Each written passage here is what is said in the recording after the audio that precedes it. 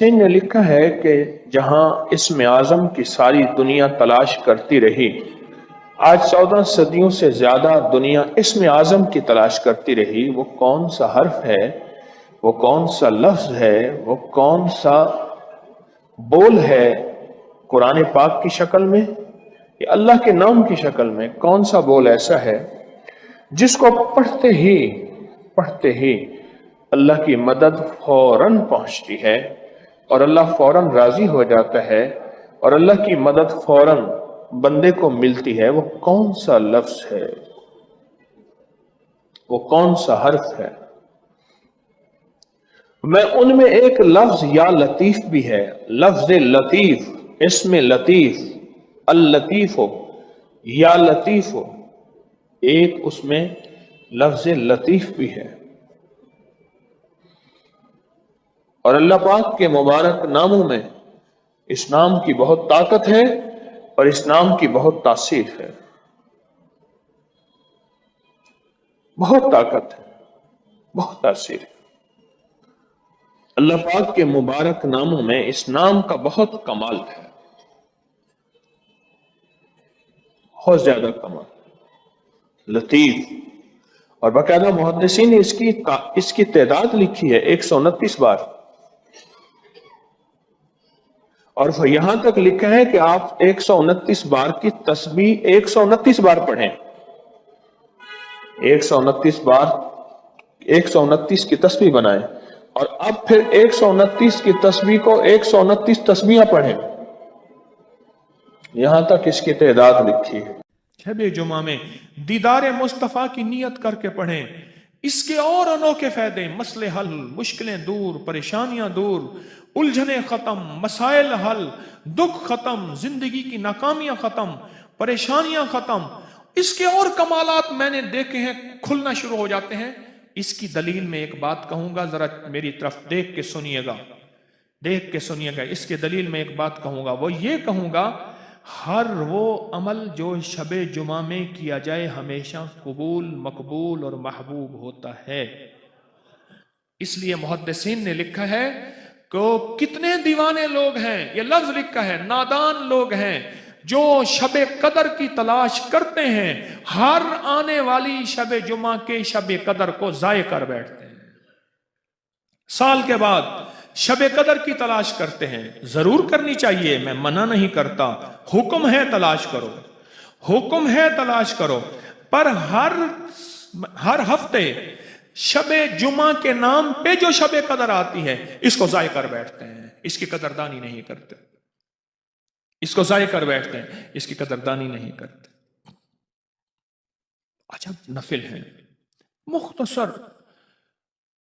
شیخ الحدیث رحمۃ اللہ نے اپنی کتاب فضائل درود شریف میں لکھا، مختصر، پر اس کا نتیجہ، اس کا کمال اخیر اور اخیر ہے، اور اخیر، اور اس سے دنیا کے مسئلے حل ہونا شروع ہو جاتے ہیں، دنیا کی زندگی کی الجھنیں۔ مجھے ایک چیز بتائیں، جس کو کائنات کا آخری جلوہ اللہ کے بعد دیدار مصطفیٰ نصیب ہو، جن نفل سے، ان نفل سے کائنات کے چھوٹے موٹے دنیا کے کام، یہ مسئلے حل ہو نہیں سکتے؟ سوچیں تو صحیح، آخری ہستی اللہ کے بعد کون ہے؟ سارے کہو محمد الرسول اللہ، آخری ہستی، آخری ہستی۔ 2 رکعت نماز نفل پڑھیں شب جمعہ میں۔ شب جمعہ کہتے ہیں جمعرات کا دن ہو، مغرب کے بعد جو وقت شروع ہوتا ہے، جمعرات کے دن مغرب ڈوبنے کے بعد جو وقت شروع ہوتا ہے اسے کیا کہتے ہیں؟ شب جمعہ۔ جمعرات کے دن مغرب کے بعد ڈوبنے کے بعد جو وقت شروع ہوتا ہے اسے شب۔ یہ حضرت علی کرم اللہ وجہہ کی روایت ہے، ایک کتاب میں ہے، دوسری کتاب میں، تیسری کتاب میں۔ میں صرف ایک کتاب کا حوالہ دوں گا، فضائل درود شریف، حضرت شیخ الحدیث رحمۃ اللہ علیہ نے اس کو لکھا ہے، ابھی اٹھا کے دیکھ لیجئے۔ میں صرف ایک کتاب کا حوالہ ان 2 نفل کے لیے دے رہا ہوں۔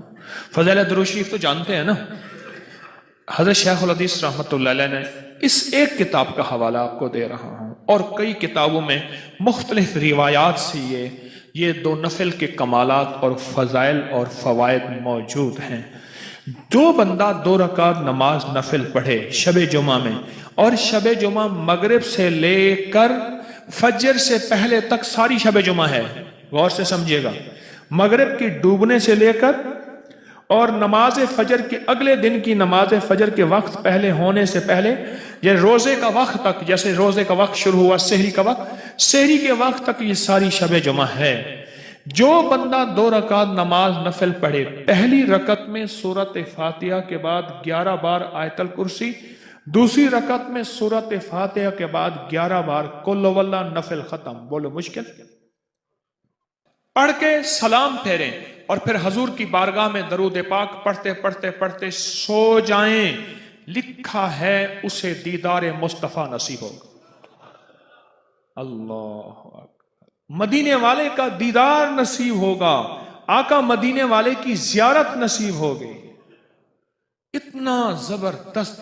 اور میں نے جس کو بتایا، کسی کو جلدی کسی کو دیر سے، کوئی فرد آج تک شاید ہوگا، میں دعویٰ نہیں کر سکتا کہ جس نے یہ عمل متواتر یقین اور اعتماد اور اعتقاد کے ساتھ، آخر شیخ الحدیث نے اپنی کتاب فضائل دروشی میں ایسے نہیں لکھا، آج جا کے دیکھیے گا، ایسے نہیں لکھا، اور کئی کتابوں میں حوالے ہیں، چونکہ یہ کتاب مشہور عام ہے اس لیے اس کا حوالہ دے رہا، لکھا ایسے نہیں ہے۔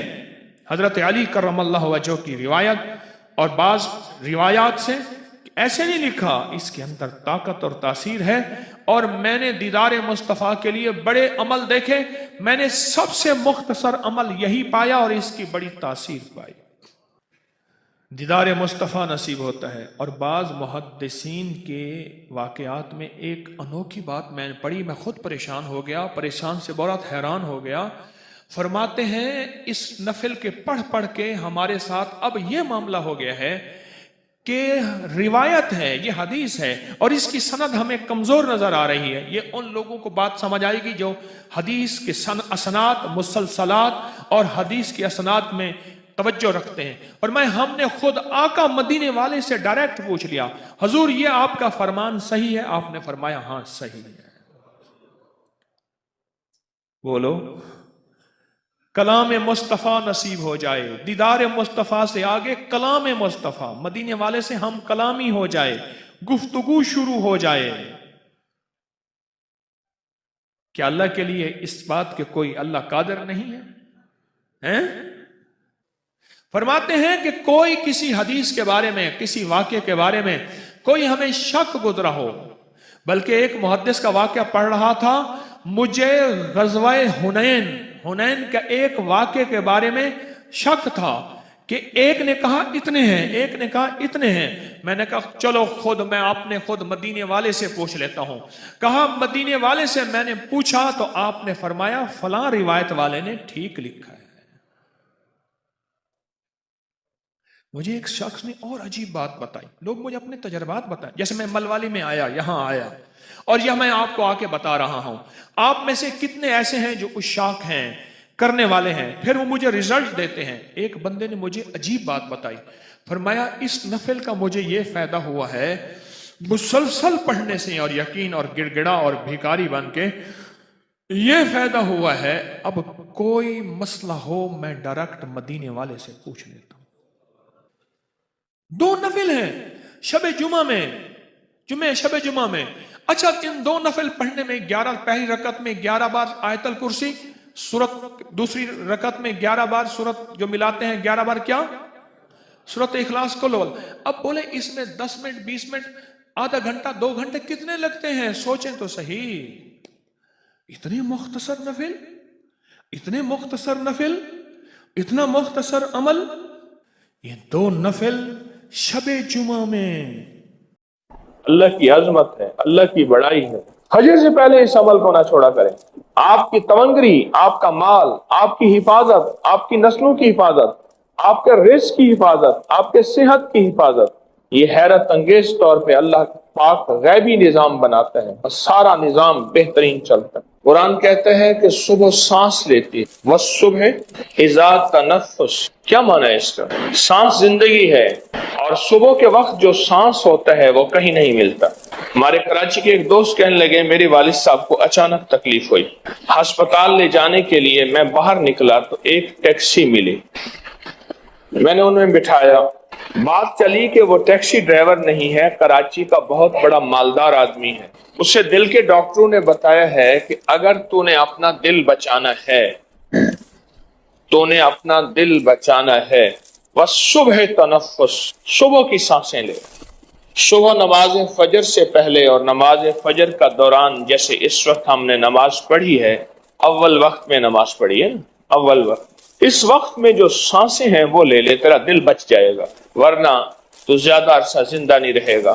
تو اس نے کہا میں نے سوچا کہ صبح کی سانسیں لینے کے لیے کیا کروں، میں نے اپنی سادہ پرانی سی گاڑی نکالی اور کراچی کی سڑکوں پہ پھرتا ہوں ٹیکسی ڈرائیور بن کے، جبکہ میں خود کراچی کا بہت بڑا رئیس ہوں، مالدار ہوں۔ وَالصُّبْحِ تَنَفَّسْ، یہی آیت ہے، اِذَا تَنَفَّسْ، ایک لفظ ہے، اس پہ آپ ذرا غور کیجئے گا۔ سانس ہے تو زندگی ہے، اگر یہ سانس نہیں تو زندگی نہیں۔ کیا یہ سچ ہے؟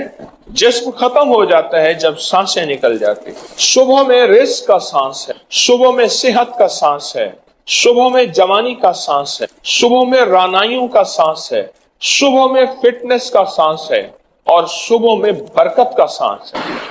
ہمارے ہاں کچھ مہمان گئے وہاں حویلی کی طرف، اس شہر میں جا کے رہے، مجھ سے کہنے لگے وہاں دن بہت بڑا ہے اور دن میں برکت ہے۔ میرے بھائی صاحب ساتھ بیٹھے کھانا کھا رہے تھے، کہنے لگے اصل میں لاہور میں دن کے 11-12 بجے اٹھتے ہیں، یہاں فجر کو اٹھتے ہیں، اس لیے دن بڑا ہے، اور فجر کی برکت سے دن میں برکت ہے۔ فجر وہ وقت ہے جب رزق تقسیم ہوتا ہے، اور تسبیح خانے نے تو کمال کر دیا، میرے اوپر بھی آپ کے اوپر بھی، کہ فجر کی دعائیں پڑھائیں حیرت انگیز، فجر سے پہلے دعائیں پڑھی لاجواب، فجر سے پہلے دعائیں پڑھی آیت الکرسی۔ ایک صاحب مجھ سے کہنے لگے، یہ پروگرام میں انہوں نے ایک بات بتائی اور ویسے بھی کئی لوگوں نے بتایا اور میں نے آپ کو بارہا بتایا، جو رزق کی تونگری چاہتا ہے، رزق مال چاہتا ہے، جو رزق اور مال چاہتا ہے اور مال بھی بے بہا چاہتا ہے اور چاہتا بھی حلال ہے، یہ شرط ہے، حلال، طیب، طاہر، اور وہ کریم شہنشاہ اس بات پہ قادر ہے، دے تو حلال دے۔ تو وہ فجر سے پہلے آیت الکرسی پڑھے چند بار، نماز کی طرف جاتے ہوئے، آپ کا تسبیح خانہ نماز کی طرف جانا ہے، نماز کی طرف جاتے ہوئے چند بار آیت الکرسی پڑھے۔ مجھے کہنے لگے کہ رب نے میرے لیے برکت، وسعت، تونگری، دولت، عزت، مال کے حیرت انگیز دروازے کھولے اور بہت باکمال دروازے کھولے۔ رب نے میرے لیے برکت اور وسعت کے دروازے کھولے ہیں اس آیت الکرسی کی وجہ سے۔ اس میں ایک راز بتاتا ہوں، غور سے سمجھے گا۔ رات بھی آپ مجھے کہہ رہے تھے کہ ہمیں راز بتایا کریں، میں نے کہا جب سوتے ہو مجھے دکھ ہوتا ہے، پھر بات مختصر کر کے چلا جاتا ہوں۔ رات کو آفات اور بلائیں اترتی ہیں، غور سے نکتہ سنیے گا، آیت الکرسی کا راز سنیے گا۔ کوئی بھی عمل کر رہے ہیں، بیکار نہیں کر رہے آپ۔ افاسبتم انما خلقناکم عبثا، تم سمجھتے ہو کہ ہم نے تمہیں بیکار پیدا کر دیا؟ رات کو رحمتیں اترتی ہیں، آفات اترتی ہیں، آفات کا کچھ حصہ فجر تک رہتا ہے، رحمتوں کا حصہ فجر تک رہتا ہے۔ اگر وہ رحمتوں کا حصہ ہم لینا چاہتے ہیں، آفات، بلیات جو رزق کو کھا جائیں، جو صحت کو کھا جائیں، جو تونگری کو کھا جائیں، جو راحت کو کھا جائیں، جو نسلوں کو کھوکھلا کر دیں، جو گھروں میں چین سکون ختم کر دیں، جو ہماری زندگی میں روگ بھر دیں، جو ہمیں اپنے فن اور سبجیکٹ سے دور کر کے فقیر، غریب، منگتا، بھکاری کر دیں، وہ آفات، وہ بلیات، وہ آفات، وہ بلیات جب بندہ چند بار آیت الکرسی پڑھتا ہے، اللہ پاک جل شانہ اس سے حفاظت فرماتے ہیں، اور رحمتوں کا وہ حصہ جو بچ جاتا ہے، اس کی شان کریمی سے اتنا زیادہ آتا ہے، وہ سارا حصہ اسے عطا کر دیتا ہے۔ اس لیے بندے کہتے ہیں کہ فجر سے پہلے ہم آیت الکرسی جب پڑھتے ہیں، مسجد کی طرف جاتے ہوئے ہم تونگر ہو جاتے ہیں، ہم مالدار ہو جاتے ہیں، ہم سخی بن جاتے ہیں، ہمارے لیے رزق وسعت کے دروازے کھل جاتے ہیں، برکت اور عافیت کے دروازے کھل جاتے ہیں۔ اس لیے کہتے ہیں صبح ایک سانس لیتی ہے، اور سانس زندگی ہے، سانس کے بغیر زندگی نہیں۔ وہ سانس رزق ہے، صحت کا ہے، برکت کا ہے، رحمت کا ہے، راحت کا ہے، عافیت کا ہے، اور اس میں آپ آیت الکرسی پڑھ لیتے ہیں، اور آیت الکرسی پڑھنے سے وہ طوفان، وہ بلائیں، وہ آفات، وہ بلیات، وہ پریشانیاں، وہ مسائل، وہ مشکلات اللہ کے نام کی برکت سے ٹل جاتی ہیں۔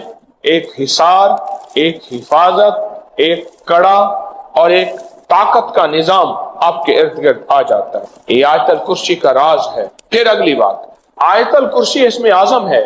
آیت الکرسی اسم اعظم ہے۔ جو بھی اسم اعظم نماز فجر سنتوں اور فرضوں کے درمیان پڑھا جائے، آیت الکرسی کے عمل میں یہ بات شامل ہے کہ سنتے گھر میں پڑھیں، یہ عمل میں حصہ ہے۔ آپ چونکہ تسبیح خانے میں ہیں، آپ کے یہ دونوں عمل قبول ہیں۔ سنتیں پڑھ کے گھر میں اور چلتے ہوئے آپ آیت الکرسی پڑھیں۔ سنتوں اور فرضوں کے درمیان کا جو عمل ہے قبولیت کا عمل ہے، اس کی وجہ ہے عمل سے پہلے دعا قبول ہوتی ہے، عمل کے درمیان دعا قبول ہوتی ہے، عمل کے بعد دعا قبول ہوتی ہے۔ اب درجات ہیں، عمل سے پہلے دعا قبول ہوتی ہے، عمل کے درمیان دعا مقبول ہوتی ہے، عمل کے بعد دعا محبوب ہوتی ہے۔ عمل سے پہلے دعا قبول ہوتی ہے، عمل کے درمیان دعا مقبول ہوتی ہے، عمل کے بعد دعا محبوب ہوتی ہے۔ آپ آیت الکرسی جب پڑھ رہے ہیں، حفاظت کا انوکھا نظام ہے، اور اسم اعظم کی انوکھی تاثیر ہے، اور اسم اعظم کا انوکھا طاقت کا کمال ہے۔ اس اسم اعظم کی طاقت اور کمال کی برکت یہ ہے کہ آپ کی زندگی میں ترقیاں، عزتیں، شان و شوکتیں، سارا دن کی حفاظت، سارے دن کا رزق اور سارے دن کی کفایت، ہر آفت، ہر بلا، ہر وبا، ہر دشمن، ہر وار اور ہر حاسد کا حسد، ہر نظر بد کی نظر سے اللہ پاک اس آیت الکرسی کی برکت سے محفوظ فرما دیتے ہیں۔ کیا نظام ہے انوکھا، کیا نظام ہے انوکھا۔ شیخ تقی الدین ابن دقیق العید رحمت اللہ علیہ بڑے بزرگ تھے، ہمیشہ چادر اوڑھ کے مسجد میں آتے تھے، جمعے کی نماز پہ آتے تھے۔ آج تک ان کا چہرہ کسی نے نہیں دیکھا تھا جب بھی جمعے پہ آتے تھے، باقی نمازوں میں نہیں آتے تھے۔ اپنی گھر کے قریب کی مسجد میں جماعت سے نماز پڑھتے تھے۔ آخری وقت میں فرمایا ایک راز ہے، بتا کے جانا چاہتا ہوں۔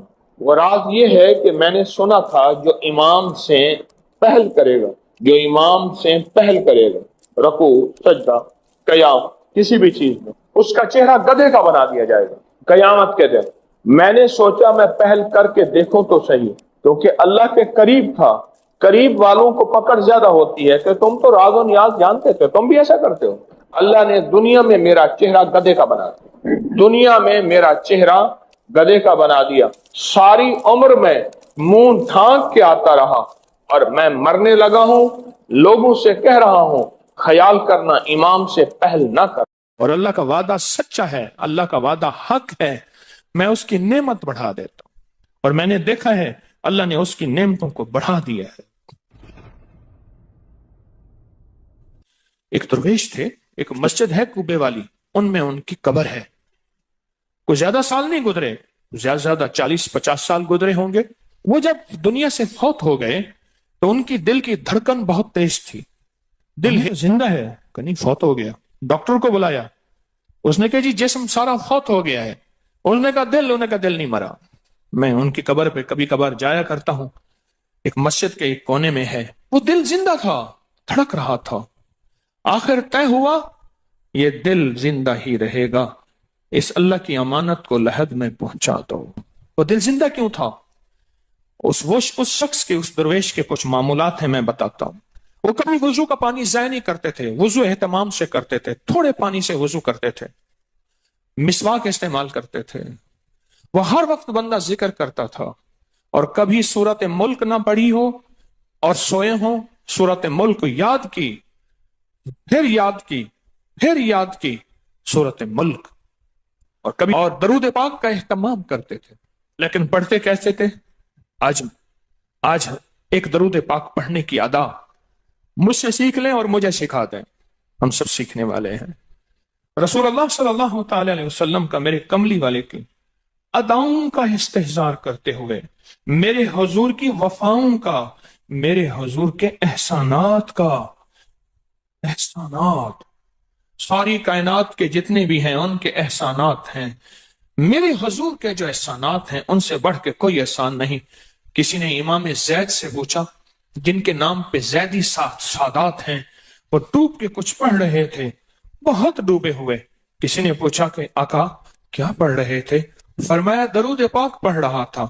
اور پوچھا کہ حضرت یہ ڈوب کے کیا؟ کہا اپنے بڑوں کے احسانات کا استحضار تھا کہ انہوں نے ہم پہ احسان کیا۔ امام زید کی ادائیں ہیں، استحضار ہو ساری کائنات کے احسانات، لیکن جو احسان میرے کملی والے کا ہے وہ کسی کا ہو نہیں سکتا، جو احسان میرے آقا کا ہے وہ کسی کا ہو نہیں سکتا۔ احسانات ہوں، اچھا پہلے تصور میں آئیں گے، پہلے زبان پہ، پھر تصور پہ، پھر توجہ پہ، اور پھر ایک وقت ایسا آئے گا، ایسا محسوس ہوگا کہ میرا حضور ہے، ان کے ہاتھ مبارک ہیں، حوض کوثر کا پیالہ ہے، وہ مجھے دے رہے ہیں، میں پی رہا ہوں، اور اس کا ذائقہ میری زندگی میں کبھی جائے گا ہی نہیں۔ ایسا ہوتا ہے، جن کے ساتھ یہ بیتی ہے بات، ایسا ہوتا ہے، اور 100% ہوتا ہے، اور 100% ہوتا ہے، ایسا ہوتا ہے۔ مشق کرتے کرتے آپ اس مقام تک پہنچ جائیں گے، مشق کرتے کرتے اس مقام تک پہنچ جائیں گے، خود محسوس ہوگا اور جاگتی آنکھوں سے محسوس ہوگا۔ اور مشق کرنی ہے حضور کے احسانات کو سامنے رکھ کے، ایک تسبیح تو درود پاک پڑھ لیا کریں زندگی میں، روز ایک، چاہے زندگی یعنی دن میں کسی وقت بھی صبح شام پڑھ لیں بہتر ہے، ورنہ ایک تسبیح ایسی جس میں حضور کے احسانات ہوں کہ یا رسول اللہ آپ کی برکت سے آج میری پیشانی سجدوں میں ہے، یا رسول اللہ آپ کی برکت سے آج میں آپ سے مانگنے والا، آپ کے رب سے مانگنے والا ہوں اور اس کے غیر سے مانگنے والا نہیں ہوں، یا رسول اللہ آپ کی برکت سے میں قرآن کا حامل ہوں، سجدوں کا حامل ہوں، نماز کا حامل ہوں، اور آپ کی برکت سے یہ ملا مجھے نیکیاں، یہ عبادتیں، یہ سعادتیں، یہ راحتیں، یہ رحمتیں، یہ برکتیں، یہ خیریں ملی، یا رسول اللہ آپ کی برکت سے۔ ایک تسبیح ایسی ہو جس میں میرے آقا کے احسانات کا سخت ترین تصور ہو، سخت ترین خیال ہو اور سخت ترین استحصار، ایک تسبیح ایسی ہو۔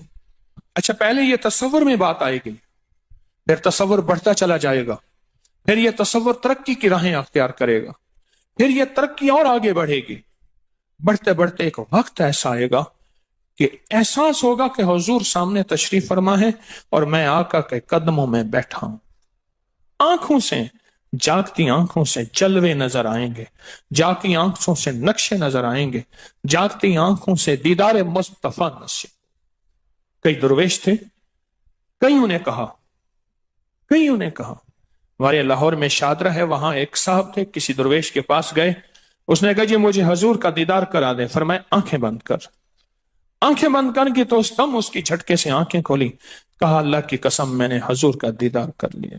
جاگتی آنکھوں سے آپ آج فیصلہ کریں، ایک تسبیح درود پاک کی پڑھیں، صبح شام پڑھیں، 12 تسبیحاں پڑھیں، 16 پڑھیں، 100 پڑھیں، 1000 پڑھیں، لاکھ پڑھیں روزانہ، لیکن ایک تسبیح ایسی ہو جس میں حضور کے احسانات، حضور کی شفقتیں امت پہ، حضور کی محبتیں امت پہ، میری کملی والے کی عطائیں، شفقتیں، مہربانیاں، کمالات، احسانات، اس کا تصور کرتے ہوئے پڑھیں۔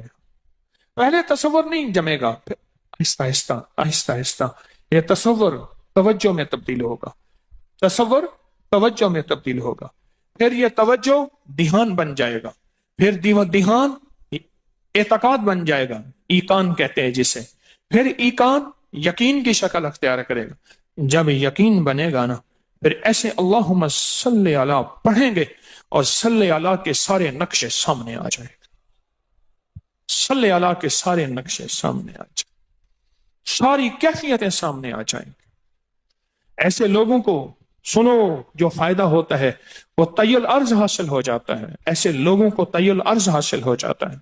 طی الارض یہ ہے کہ اللہ کے بعض اولیاء بندے ایسے ہیں وہ پہلا قدم اٹھاتے ہیں تو دوسرا قدم 1400 میل کا ہوتا ہے. پہلا قدم کے بعد جب دوسرا قدم وہ 1400 میل کا. طی الارض کی آج میں نے آپ کو بنیاد بتا دی. وہ میرے آقا کی محبتیں اور میرے آقا کے احسانات اور میرے کملی والے کے احسانات کا تصور کر کے استحزار قلبی، استحزار لسانی، یہ پڑھ کے درود پاک پڑھیں. زبان سے درود پاک پڑھیں، قبول. بے دہانی سے پڑھیں، قبول. درود ہے ہی ایسی عبادت، بے توجہ سے پڑھیں، قبول.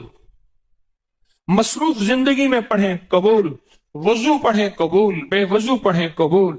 پر ایک تسبیح کوئی ایسی بھی پڑھ کے دیکھ لیں جو میری آخرت کا سامان بن جائے، اور دنیا میں مرنے سے پہلے اللہ میرے دل کی آنکھیں کھول دے. چہرے کی تو کھلی ہیں، اللہ دل کی کھول دے. ہاں، دل کی آنکھیں جس کی کھل جاتی ہیں وہ زندگی میں کامیاب، دنیا میں کامیاب، عزتوں کے تاج، شان و شوکت کے تاج. جس کی دل کی آنکھیں کھل جاتی ہیں وہ نامراد بھی ہے نا تو بامراد ہو جاتا ہے. اور جو بندہ حضور کے احسانات کے ساتھ ایک تسبیح درود پاک کی پڑھے گا وہ نامراد سے بامراد ہوگا. اور بامراد کیسے ہوگا؟ ذرا غور سے سنیں. بامراد کیسے ہوگا؟ ذرا غور سے سنیں. بامراد ایسے ہوگا کہ اللہ پاک اگر اس کی پیشانی پہ بدبختی، شقاوت، ذلت، لعنت لکھی ہے، اللہ درود پاک استحزار سے پڑھنے کی برکت سے اس کی پیشانی پہ رحمت، عطا اور شفقت، مہربانی، محبت اور کرم لکھ دیتا ہے. ایک تسبیح ایسی پڑھ لیں جس ایک تسبیح پہ استحزار ہو، دل کی کیفیتیں، دل کی گہرائیاں ہوں. جس ایک تسبیح پہ، اس ایک تسبیح کے بعد پھر آپ اپنے وجود کو دیکھیں. ایک فائدہ اور ہوگا جو جنہوں نے یہ عمل کیا انہوں نے بتایا. ایک فائدہ اور ہوگا، وہ فائدہ یہ ہوگا کہ جسم ہواؤں میں تحلیل ہو جائے گا. یہ وجود ختم ہو جائے گا، یہ جو موجودہ وجود ہے. دیکھیں، آپ جو خواب دیکھتے ہیں نا وہ بھی آپ کا وجود ہوتا ہے، وہ روح کی دنیا کا وجود ہوتا ہے، یعنی تن اور من کی دنیا کا وجود ہے. اس وجود کو فنا ہے، روح کی دنیا کے وجود کو فنا نہیں ہے، بقا ہے. پھر آپ کو روح کی دنیا کا وجود ملے گا، اور روح کی دنیا کا وجود پھر کائنات کی سیر کرے گا اور کائنات کے جلوے دیکھے گا، کائنات کے مظاہر اور منظر دیکھے گا. پھر آپ زبان پہ نہیں لا سکیں گے کہ لوگوں کے برتن چھوٹے ہیں. اور فرمایا پھر یہ شخص اپنے آپ کو چھپائے گا ایسے جیسے کوئی ناپاک کپڑے کو چھپاتا ہے. اپنے عیبوں کو جو چھپاتا ہے ایسے اپنی اس ولایت کو چھپائے گا. ایک تسبیح سے ابتدا ہوتی ہے، ایک تسبیح سے. میرے شیخ رحمت اللہ علیہ نے مجھے 1984 میں بیعت فرمایا اور اس ایک تسبیح کے پڑھنے کی ترتیب فرمائی. اللہ کرے مجھے بھی مل جائے. مشق کریں، محنت کریں، ایک تسبیح ایسی مل جائے درود پاک کی جو میرے وجود کے اندر کے سارے نظام کو دھو دے، میرے من کو، میرے تن کو دھو دے، میرے جذبوں کو دھو دے، میری آنکھوں کو، میرے کانوں کو دھو دے، میرے ہاتھ پاؤں کو دھو دے، میری ناپاک تنہائیوں کو دھو دے، اور ایسا دھو دے کہ جب اللہ کے حضور حاضر ہوں جیسے میرا کفن سفید ہو ایسے میرا دل بھی سفید ہو، سیاہ نہ ہو. یہ ایک تسبیح میری زندگی میں، ایک تسبیح ایسی ہو میرے حضور کا احسان کر، آپ کے احسانات. اللہم صلی علی محمد و آل محمد، اللہم صلی علی محمد کما تحب و ترضی لہ، اللہم صلی علی محمد بعدد کل دائن و دوائن وبارک وسلم. کوئی بھی درود، مسنون درود ہے، اسے پڑھیں، ایک تسبیح پڑھیں، پر پڑھیں ایسے. اور میں یہ نہیں کہتا کہ صرف ایک ہی پڑھیں، یہ میں ابتدا بتا رہا ہوں، یہ ابتدا بتا رہا ہوں.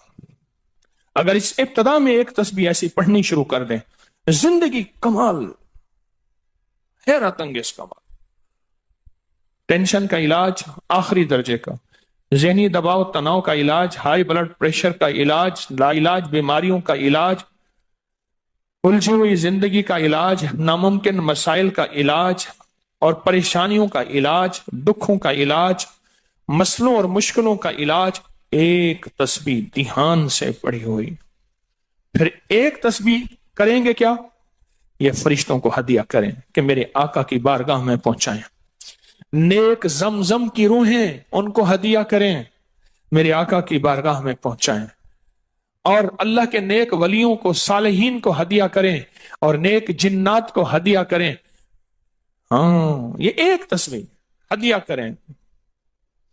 فرمایا کتابوں میں ہے جتنی بھی نیک روحیں ہیں اس دنیا میں، کائنات میں جہاں بھی وہ بندہ فوت ہوتا ہے، ہر نیک روح، جنتی روح زمزم کے کنویں میں اس کا قیام ہے، اس کا مسکن، اس کا قیام زمزم کے کنویں میں ہے. اور جتنی بھی بدکار روحیں ہیں وہ دنیا میں جہاں بھی مرے، ان کا قیام برہوت ایک کنواں ہے جو یمن میں ہے، اس کنویں میں ان کا قیام ہے. حضرت شیخ الحدیث نے اپنی کتاب میں لکھا رحمت اللہ علیہ نے، فرمایا کہ ایک شخص تھا، امانتیں رکھتا تھا، لوگ امانتیں اس کے پاس رکھتے تھے. ایک شخص امانت رکھ کے اس کے پاس سفر میں گیا، عرصے کے بعد آیا تو وہ فوت ہو گیا تھا. بیٹا امانت دینے سے انکاری تھا، پریشان ہوا، مکہ کے درویشوں کے پاس گیا کہ کیا کروں. فرمایا رات کے آخری پہر میں زمزم کے کنویں پہ جا اور آواز دے اس شخص کو جو امانتیں رکھتا تھا، تجھے پہلی آواز میں جواب دے گا اور تجھے بتائے گا کہ تیری امانت کہاں ہے. رات کے آخری پہر میں گیا، سلام کیا، اس شخص کو آواز دی، آواز نہ آئی، پھر آواز دی، جواب نہ آیا، پھر 3 بار، آخر واپس آیا. صبح درویشوں کے پاس پھر گیا، کہنے لگے انا للہ و انا الیہ راجعون، لگتا ایسے ہے کہ وہ زمزم کے کنویں کی روح نہیں ہے، لگتا ہے کسی خطا کی وجہ سے کسی پکڑ میں ہے. جاؤ یمن میں برہوت کے کنویں پہ، وہاں جا کے آواز دو. وہ پھر سفر کرتے ہوئے برہوت کے کنویں میں گیا، رات کے آخری پہر میں آواز دی تو پہلی آواز میں جواب ملا، تیری امانت موجود ہے اور وہ تیری امانت فلاں جگہ پڑی ہے، اس کو کھود کے نکال لے. اور پوچھا آپ یہاں کیسے؟ کہا کہ بس کوئی عمل ایسا ہو گیا تھا جس عمل کی وجہ سے میں اس وقت بدکار روحوں کے ساتھ ہوں. جتنے بھی نیک روحیں ہیں پوری کائنات میں، ازل سے لے کر ابد تک، آخری دم تک، آدم سے لے کر آخری دم تک، جتنی بھی نیک روحیں ہیں وہ ساری نیک روحیں، وہ ساری نیک روحیں زمزم میں رہتی ہیں. جو درود پاک پڑھیں، جو نفلی عبادات پڑھیں، جو تسبیحات پڑھیں، جو ذکر کریں، جو ہدیہ صدقہ کریں، وہ کیا کریں؟ ساری فرشتوں کو پہلے ہدیہ کر دیں، فرشتوں کو ہدیہ کر دیں. ان میں وہ فرشتے بھی موجود ہوں گے جو میرے حضور کے روزے پہ جائیں گے. صبح فجر کے بعد فرشتے جاتے ہیں، فرشتے فجر سے لے کر عصر تک فرشتے درود و سلام میرے حضور کے روزے پہ پڑھتے ہیں. پھر ڈیوٹیاں تبدیل ہوتی ہیں، پھر عصر سے لے کر فجر تک اور فرشتے آتے ہیں. اور یہاں تک روایات میں آتا ہے کہ جو آج فرشتوں کی ذمہ داری لگی ہے، خدمت لگی ہے، پھر وہ قیامت تک ان کی خدمت پھر نہیں آئے گی اور وہ پچھتاتے رہیں گے. اتنے فرشتے اللہ نے بنائے ہیں. جو بھی درود پاک پڑھیں اور اس کے علاوہ عبادات جتنی بھی کریں، وہ ساری عبادات فرشتوں کو ہدیہ کریں. وہ ساری عبادات نیک روحوں کو ہدیہ کریں جو زمزم کے کنویں میں رہتی ہیں، اور ساری عبادات فرشتوں کو، روحوں کو اور جنات کو ہدیہ کریں. اور ان سے کہیں کہ اللہ سے دعا کریں اللہ میرے یہ کام بنا دے. پھر کام بنتے دیکھیں، پھر مسائل حل ہوتے دیکھیں، پھر ناکامیاں ختم ہوتے دیکھیں، پھر حالات کو انشاءاللہ سنورتا دیکھیں، سنورتا دیکھیں، سنورتا دیکھیں. بہت میں نے طاقتور وظیفہ، بہت طاقتور عمل اور بہت طاقتور ایک کنجی اور ایک راز دے دیا. بہت عجب عمل ہے، بہت طاقتور اور بہت حیرت انگیز عمل ہے جو میرا نہیں، صدیوں سے آزمودہ ہے، صدیوں سے آزمودہ ہے. اللہ کے دوست اس کو کرتے چلے آئے ہیں اور اللہ کے دوستوں کا آزمودہ عمل ہے بہت زیادہ، بہت زیادہ. پر ایک تسبیح ایسی ہو جو توجہ سے، جو احسانات کا تصور کر کے، جو میرے کملی والے کے احسانات کا تصور کر کے، تصور کر کے، تصور کر کے، احسانات کا تصور کر کے، ایک تسبیح ایسی ہو ڈوب کے، یا اللہ دنیا میں ایسی جگہ کوئی کہیں ہوتی، یا اللہ دنیا میں ایسی جگہ کوئی کہیں ہوتی، اکیلے بیٹھے رہتے یاد تیری دل نشیں ہوتی۔ کوئی ایسی جگہ ڈھونڈ لیں، نہیں ملتی، کوئی ضروری نہیں اپنے دل کو تنہائیوں میں لے ہیں۔ وہ کیسے؟ دنیا کے مشغلوں میں ہم باخدا رہے، دنیا کے مشغلوں میں ہم باخدا رہے، سب کے ساتھ رہتے ہوئے سب سے جدا رہے، سب کے ساتھ رہتے ہوئے سب سے جدا رہے۔ کوئی لمحہ ایسا اپنے آپ کو تنہا کر لیں، کوئی لمحہ ایسا اپنے آپ کو فارغ کر لیں، کوئی لمحہ ایسا اپنے آپ کو تنہائی میں بٹھا کے نا ایک تسبیح درود پاک کی، اور تسبیح نہیں ہے یہ انگلیوں کے نشان تسبیحیں ہیں، یہ پھر تسبیح بھی جہاں گواہی دے گی وہاں قیامت کے دن یہ انگلیاں بھی گواہی دیں گی۔ پھر یہ تسبیح ہدیہ کریں، رشتے ٹوٹ پڑتے ہیں اس درود پاک کے ہدیے پہ، کیوں؟ ان کی غذا ہی نور ہے اور درود نور ہے، ان کی غذا ہی نور ہے اور درود نور ہے، ان کی غذا ہی یہی برکت ہے اور درود برکت ہے، ان کی غذا ہی خوشبو ہے اور درود خوشبو ہے، ان کی غذا بھی یہی ہے۔ ایک تسبیح ایسی ہو جس پہ آپ دیوانے ہو جائیں۔ یہاں تک کہ بعض مشاہدات میں یہاں تک کہتے ہیں، دیکھنے والے اہل نظر کہتے ہیں کہ ایک تسبیح جو دھیان والی پڑھی اور فرشتوں کو مسلسل ہدیہ کیا، روحوں کو ہدیہ کیا اور جنات کو ہدیہ کیا، تو کچھ ہی عرصے میں فرشتے جاگتی آنکھوں سے نظر آنا شروع ہو جاتے ہیں، اور روحیں خواب میں آ کے شکریہ ادا کرتی ہیں، اور جنات جاگتی آنکھوں سے، جنات دیکھیں اللہ نے جنات کو اوجھل کر دیا، پردے دے دیے، روحوں کے سامنے پردے دے دیے، فرشتوں کے سامنے پردے دے دیے۔ فرشتے ہیں، میری آنکھ نہیں دیکھ سکتی، ارواح کا نظام، روحوں کا نظام ہے، میری آنکھ نہیں دیکھ سکتی، جنات کا نظام ہے، میری آنکھ نہیں دیکھ سکتی۔ اللہ پاک پھر پردے ہٹا دیتے ہیں، رخ سے پردے ہٹے، رخ سے پردے ہٹے، تور جلنے لگا، میرے ساقی کا مجھ پہ کرم ہو گیا، میرے ساقی کا مجھ پہ کرم ہو گیا۔ یہ ایک تسبیح آج کا سبق ہے، کملی والے کی محبتوں کا سبق ہے، ایک تسبیح۔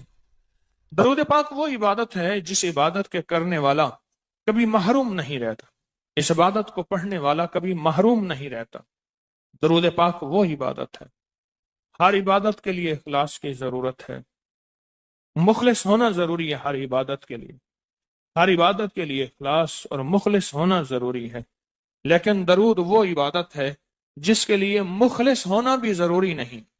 اگر کوئی بندہ دکھاوے کی نیت سے درود پڑھتا ہے تب بھی قبول ہے، قبول ہے، قبول، لیکن مومن کبھی دکھاوے کی نیت سے پڑھ ہی نہیں سکتا۔ مومن کے اندر تو للہیت اور اخلاص ہوتا ہے اور اللہ کی رضا ہوتی ہے، مومن کبھی دکھاوے کی نیت سے درود نہیں پڑھتا۔